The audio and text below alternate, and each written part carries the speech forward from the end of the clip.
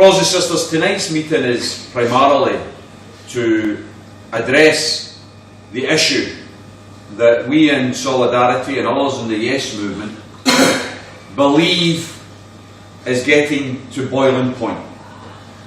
And that is, when are we going to have Indy Ref 2?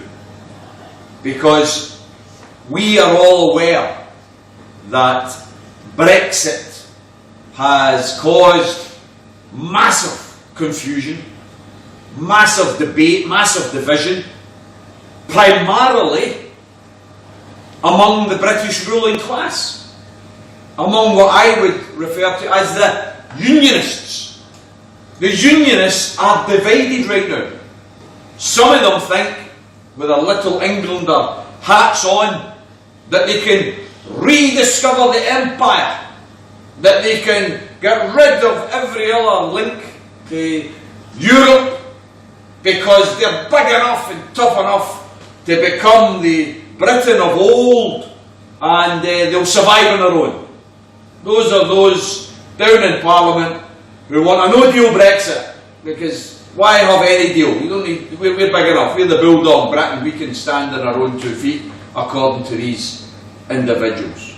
And then there are others within the same Tory party, the same party of austerity, of benefit cuts, of wage restrictions, of trade union curtailments, the party that doesn't give a damn about working class living standards, only gives a damn about the rich and the corporations. Within that party they're divided because some of them think, well, wait a wee minute, Britain's manufacturing base isn't what it once was, we have not got the capacity in engineering and steel and shipbuilding that we once had, but what we're dead good at is services. We're dead good at services, and in particular financial services. And in order to maintain our position in the financial services industry worldwide, we need to be part of the European Union, because that gives us a gateway to all of the other European capitals. So we need to stay in the European Union. There's 2 different arguments within the same party, but all of them Unionists, all of them utterly opposed to the idea that Scotland should have the right to self-determine, that Scotland should have the right to be an independent nation. Now, the reason I start my comments with that point is because we learn in our lives, don't we? Whatever walk of life we choose for our own paths, we learn that sometimes you come up against big barriers in life. Sometimes you come up against big opponents in life. Sometimes you have to accept that you can't beat particular barriers, you need to find ways around them. Other times you realise you have to actually face up to opponents. But when you've got a big, powerful opponent to face up to, I think we all accept that when that opponent is weak, it's the right time to have a go. And what I believe, and what I think a lot of people in the Yes movement believe, is our opponent right now, the Unionists, are weak. They are divided. If we were to ring the bell, name the date for Indy Ref 2, then what you would find is, unlike 2014, when the Unionists came together as one united bloc, all dancing and hugging, the Liberals, the Tories, the Labour, all together, you would find it difficult to have that same unity right now, because they're knocking lumps at each other on the question of Brexit. And it's from that point of view that I would argue vehemently that to delay using the mandate that we've got would be fatal, in my opinion, to the campaign, could undermine it. If, as some people within the movement, and we're all part of the same Yes movement, we're allowed to disagree, we're allowed to have differences in emphasis and all the rest of it, we're not going to follow each other over it. But those who are suggesting, don't use the mandate, let's have the 2021 Scottish Parliament election, and let's try and get a new mandate after those elections. Let's get a majority of independent supporting MSPs elected, in the Parliament and vote for a new mandate. Personally, by the way, we'll all campaign for the yes parties, we'll all campaign for the yes vote, so let's put that on the table. But I think it will be more complicated. I think by 2021, if the mandate isn't used, I think a lot of people's energy will be sapped. I think a lot of people's expectations will have been undermined. And I think disillusionment, which can be a very, very corrosive factor, could set in. So that by 2021, you may not get the same turnout of yes activists at the election. You might not get the same unity of purpose around backing the SNP as the big yes party. In fact, if you consider for a moment, if you consider the concrete example that we have to lean on here, 2015, people like ourselves in Solidarity, we recognised that at that general election in 2015, following the loss of the referendum in 2014, a loss, by the way, which was also a victory. Let's not be completely and utterly devoid here of the enthusiasm that was generated during that campaign. Let's always remember, I'll come back to this, we started at 25%. That's what we were sitting at way back in September of 2013. That's what the polls said, that's what the social attitude survey printed in the Guardian says, that yes was sitting at 25%. Now, by the way, if you were to go with what some people are saying today, oh, we need to wait for the polls, we need to wait for the polls, you would never have had the first referendum then, if that's the way you were doing it. We went from 25% and over a year of utter, distorted, fabricated lies from the Bitter Together campaign, aided and abetted by the British Bias Corporation and all of the billionaire-owned press and media. They threw everything, including the kitchen sink. The pensions were going to be taken away from the pensioners. B&Q was going to shut. There was going to be a new depression, according to Deutsche Bank. The Royal Bank of Scotland was going to leave. All of it crap. If we vote yes, then the shipbuilding jobs will disappear. I'm sorry, but they're disappearing anyway. Civil service jobs would disappear. I'm sorry, they're disappearing anyway. These were all lies.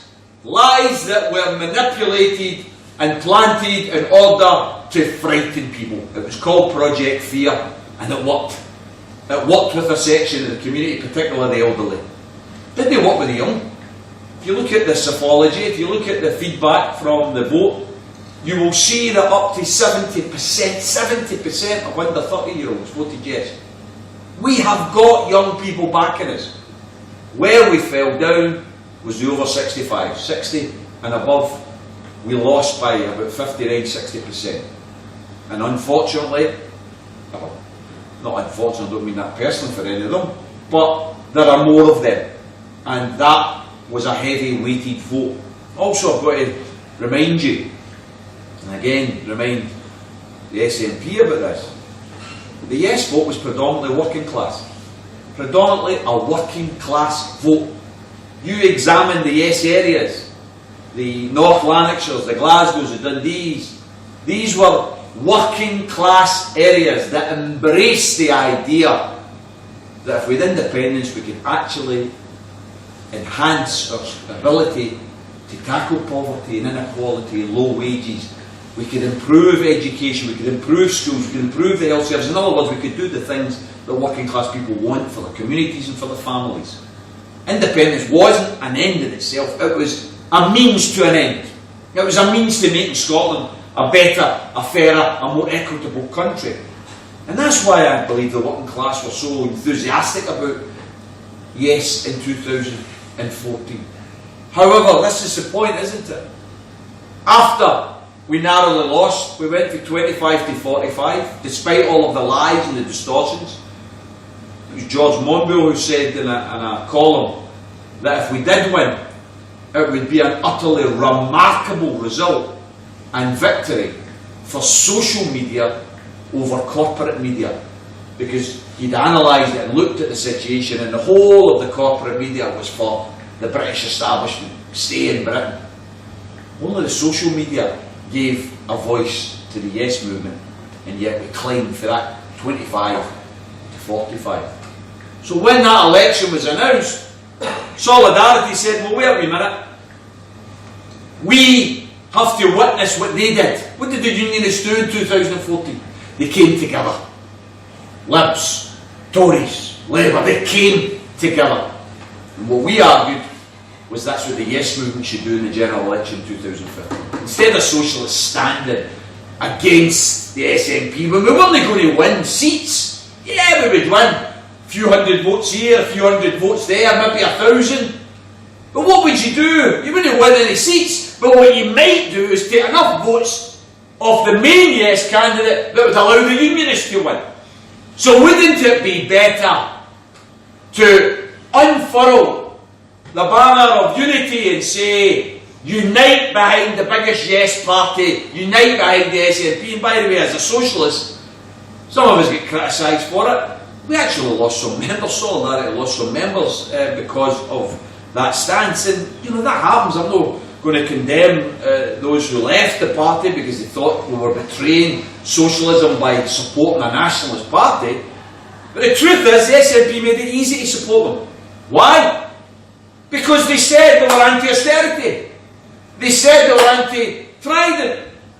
They said they were anti-PFI. They said they were pro-public ownership NHS. They said quite clearly that they were anti any more wars like attacking Syria that was on the agenda at the time. So it was very easy as a socialist to support a left-of-centre party, which is what the SNP are, the left-of-centre on issues like immigration, asylum.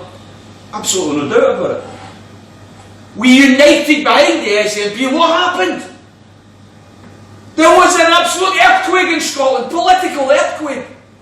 Who would have believed that? I mean, if you had said in 2014, I'd spoke at 121 meetings in 2014, if I'd stood up at any one of them and said, by the way, Labour in Scotland next year is going to be reduced to 1 seat in the whole of Scotland, people would have just pissed themselves, wouldn't they? They'd say, oh, Tommy's been doing too many meetings, he's lost his seat. What happened? The Labour Party, which used to weigh the votes in Scotland, was reduced to 1 single MP. The Tories were reduced to that mumbling idiot Mundell, who we could have got rid of if the Greens had also united behind the idea of supporting the United Yes candidate, because the Greens took more votes in Mundell's seat than his majority. The Greens had simply suggested, okay, we're not standing this time, we're asking our supporters to vote for SNP, to unite behind the Yes movement, we could have got rid of Mundell. There would have been 57 out of 59 SNP MPs elected. Unfortunately, that didn't happen. Well, that was a massive shift, and to me, and to others in Solidarity, we believe it's a fundamental change in Scottish politics. I mean, the idea that you have 56 out of 59 MPs are now SNP reminds you of Thatcher's days, doesn't it? Sorry, the children here swearing like that. As soon as you mention that woman's name, you should apologise. But let's remember what she said in the 80s, when she used to taunt the small group of 45 SNP MPs in those days, when they used to say that they wanted a referendum on Scottish independence. Thatcher was quite clear about it. The way to get your independence, she said, was to vote a majority of SNP MPs to come to Westminster. Then you can get your independence. That's how you get it. For God's sake. 56 out of 59. That was a fundamental change, which in our opinions, in and of itself, justified a new referendum, because it was a change in the political landscape of Scotland. Not everybody agreed with us. What then happened was we had a Scottish general election in 2016, Unfortunately, on the back of the pressure, I think, from the Yes movement, because we didn't give up, did we? We were in that square. Hope Over Fear campaign was in the square within a month, with tens of thousands in the square calling for the next campaign. Yes, we were all sad, yes, we shed some tears, but we picked ourselves up again. Remember, Muhammad Ali used to always make the point, in life generally, it's not how many times you get knocked down that matters, it's how many times you get back up that matters. And that's why we were in the square again within a month, standing back up again and saying we're ready to go for independence again. And of course, on the back of that massive general election victory, the SNP felt the pressure, and by 2016 put into their manifesto that if they got a majority at the Scottish Parliament, they would introduce a motion for Indy 2. Now, SNP 2016 won over 50% of the vote in Scotland. As it happens, because of the voting system, they didn't actually win over 50% of the seats. I don't know if you're aware of this, but SNP argued at the time that everybody should give them both votes, and we said, no, don't do that. Give the SNP your first vote, and then give a Yes party, one of the other Yes parties, your second vote. Because if you give the SNP both votes, then what will happen is the second vote will be wasted. And some of us were ridiculed online for that, or we were being opportunistic, etc., which was very, very unfair, because our argument in Solidarity wasn't that you should necessarily give your vote to Solidarity. What we said is give your second vote to one of the other Yes parties. There were several standing. Solidarity was one of them. Now what happened, of course, was the SNP said, no, give both your votes to us. SNP got three list MSPs elected in the whole of Scotland. Of something of the order of 1 million votes, we get 3 MSPs. Every single second vote in Glasgow, wasted. Every single second vote in Lothians, wasted. Every single second vote west of Scotland, wasted. Every single second vote in central Scotland, wasted. In the bin. Worthless. Allowed the Unionists to get elected on the list system. Think about this for a minute. Glasgow, City of Yes. We've got 6 MSPs on the list system that are Unionists. 6. Incredible. 4 Labour, 2 Tories, and it's 4 Labour, 2 Tories, and the 7th one is an independent, is a Green. That's ridiculous. That was a misuse of the voting system. However, what you had then was momentum, and we had enough independents supporting MSPs to be elected for the SNP to debate and discuss the idea of introducing an Indy Ref 2 referendum. That was a debate in March of 2017, and in the debate that took place, the majority voted to give Scotland the right to call Indy Ref 2. Now, we then had the Brexit vote, and some of us, people like myself, other socialists, we've got no truck with the European Union. I've got to say that. It's not an issue that we are going to be saying, oh, the European Union's this and that, and the best thing since sliced bread. The European Union, as far as we're concerned in Solidarity, is a big bosses club. It's a bosses club that promotes the interests of the rich and the powerful. If you don't believe me, go and examine what they did to Greece. Go and examine what they did to Portugal. Go and examine what they've said to the Madrid government about the way they've repressed the Catalonian movement and the support that they've given to the brutal repression of those in Catalonia who have done nothing other than vote for self-determination. Now, if the European Union was some sort of a progressive left force for good, then they wouldn't have forced austerity on Greece and put poverty up by 40%. They wouldn't have done the same in Portugal. They wouldn't have done what they're doing right now as far as Catalonia is concerned. So, let's be clear about it. Supporting the European Union or not supporting the European Union isn't a key issue. that should break the yes movement. What we should do is get independence and then have a referendum on it. Now, all of us could be together campaigning for yes. Some of us may be in different sides when it comes to the European Union. There's no problem with that. That's democracy.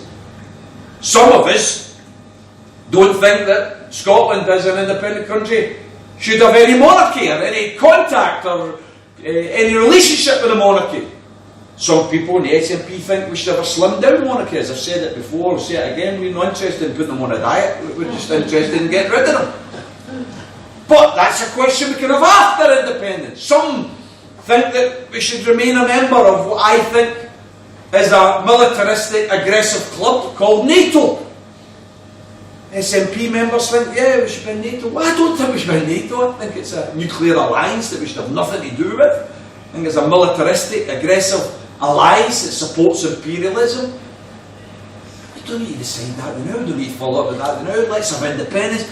Then we can have a debate on those questions. In other words, let's not put the European Union, support of the European Union on the same table, on the same platform as independence, because they're two different questions.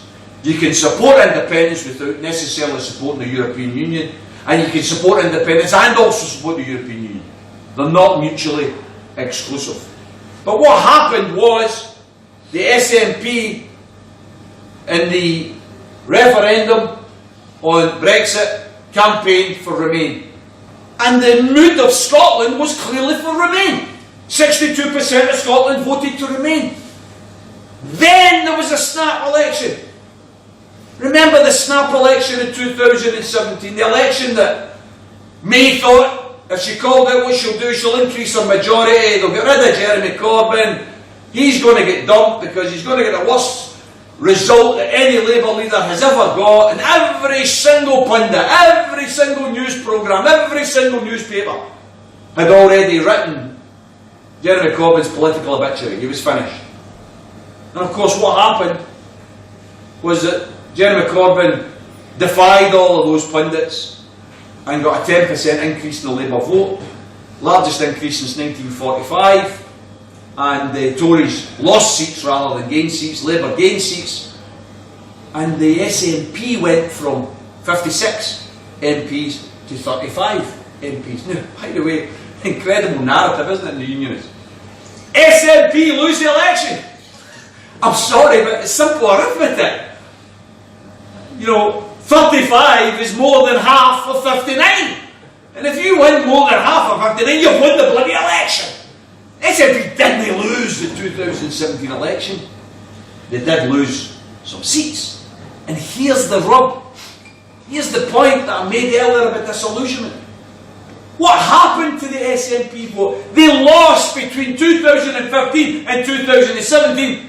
They lost almost 500,000 votes. 500,000 people who voted for SNP in 17 didn't vote for SNP in 15. What did they do? Did they vote for Labour? Did they vote for Tory? Did they vote for Lib Dem? No, they didn't vote. That's the point. The turnout decreased. Disillusionment had largely begun to seep in. Why? Because the SNP made a fatal mistake, in my opinion, in 2017. Some of you may remember it, some of you might not have been following it. But the SNP, every single juncture, said, this election's not about independence. This is not about independence. Every time the Tories come on, they say, this is about independence, this is about independence. They fought a unionist campaign. SNP didn't fight an independence campaign. And therefore they never, in my opinion, fired up the troops. They never inspired the troops to say, we need you to vote for us again. And they lost 500,000 votes. And it's from that point of view that if the narrative is accepted, that what we should do is wait until 2021 and try and get a new mandate, my worry is we're not going to get an independence majority in the Scottish Parliament in 2021. My worry is that what you'll have is a mixture of disillusionment, and you'll also have a mixture of recovery within the Labour Party. The fact that they did so badly in the last two elections doesn't mean they're going to keep doing badly. A lot of young people are still very supportive of the likes of Corbyn and his stance in a lot of issues in terms of redistribution of wealth. I can have disagreements with people in the Yes Movement. Some people slam Corbyn and say that he is a traitor and that he's not somebody that people should support. I disagree with you. Jeremy Corbyn's wrong in Scotland. Absolutely wrong. He's got a blind spot. Jeremy supports independence for Palestine, supports independence for Ireland, supports independence in Cuba and Venezuela. Sadly, he doesn't support independence in Scotland. It's a blind spot and he's wrong on it.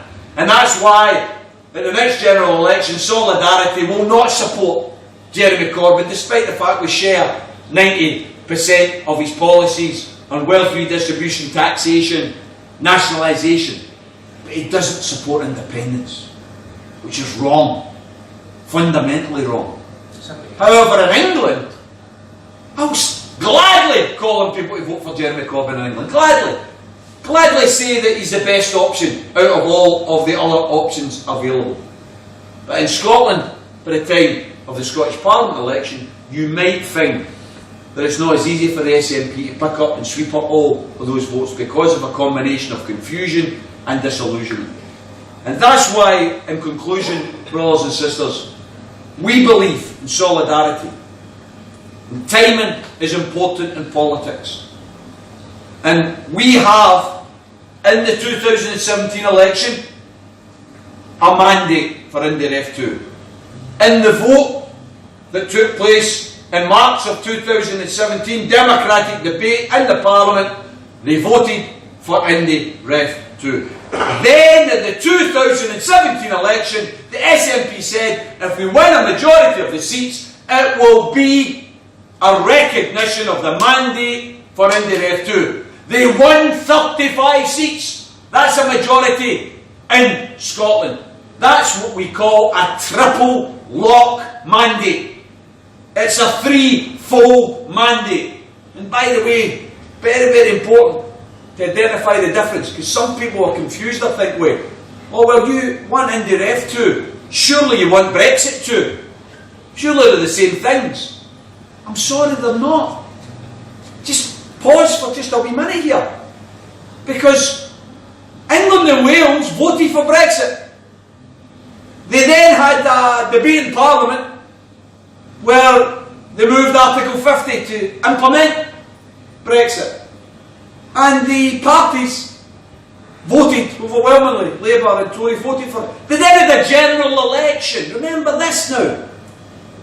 And at that general election in 2017, that 10% increase for Labour that I talked about, what did Labour stand on? What was it? What was their manifesto commitment? Manifesto commitment was, we're going to implement Brexit. Now it's a different Brexit for the Tory Brexit, which we're implementing Brexit. Over 80% of the votes that were cast in England and Wales were for parties that were in support of Brexit. Now we might disagree with it. Scotland didn't vote for it. So there's the difference. But to turn around now and say we should impose Brexit 2 on the rest of England and Wales, there is no change, there is no democratic basis for that. We've got a democratic basis for IndyRef 2, but there isn't a democratic basis for Brexit 2. And it's from that point of view that I would appeal to the SNP leadership. Please stop messing around with this dead end of Brexit 2 and start putting more energy, more publicity, more vigour into IndyRef 2. That's what we want, not Brexit 2, IndyRef 2. And if we don't do it this year, personally I'm hoping we're going to get an announcement in the next couple of weeks. I'm hoping that September at the latest will be the date. By the time some of the admin's done, some people say it should be June or July. I don't think that's probably going to be enough time administratively to get all the ballot papers done and get all the warnings done and get the campaign details sorted out. But we could get it done by September. And what Solidarity is saying is IndyRef 2 should be held in September of 2019, and that the SNP should step up to the plate now and announce that that is the date for IndyRef 2. Some people will say, but Tommy, the polls aren't yet overwhelming. Well, I'm sorry, but the polls I've saw are all 50-50. Some of them are saying we're at 51, 52. Some of them are saying we're at 49. Well, I'll tell you what, I'll take that. Because we were only at 25 in 2013.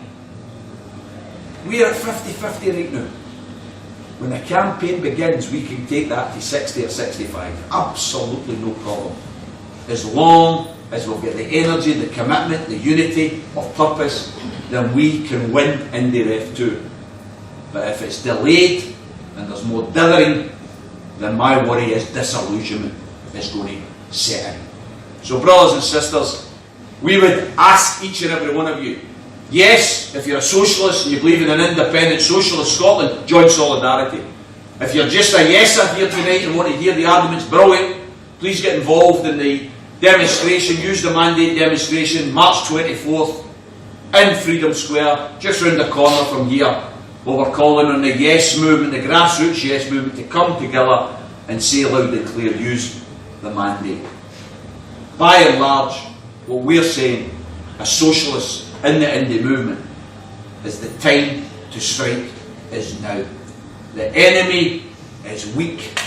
Let's take advantage of their weakness and let's strike now. Let's use the mandate. Thanks very much.